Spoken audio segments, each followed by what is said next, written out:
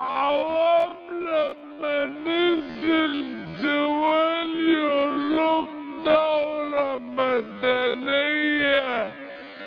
مدنية يعني ايه؟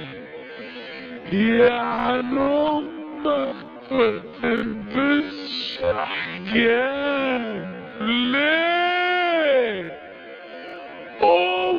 أنا طب ما انت قلتش موت ده حقا يا حبيبي، لأن ده هيفرق بين المسلمة والنصرانية. احنا عايزين دولة لا تفرق فيه، عايزين دولة ليبرالية.